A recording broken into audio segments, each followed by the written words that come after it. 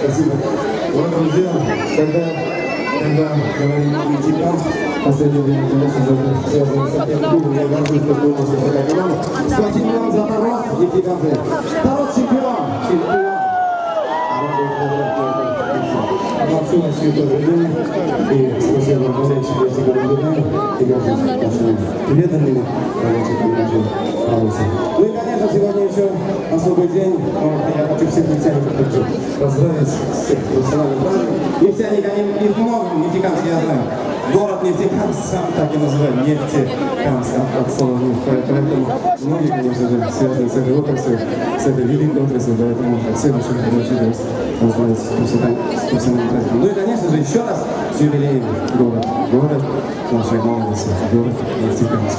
И вот следующую композицию, возможно, вспомнят те, которые когда-то когда-то заложили первый камень, когда-то были молодыми, работали на процветание этого великого города. Вот эта песня их молодости, я хотел сейчас вспомнить. Егорский, птицы белые.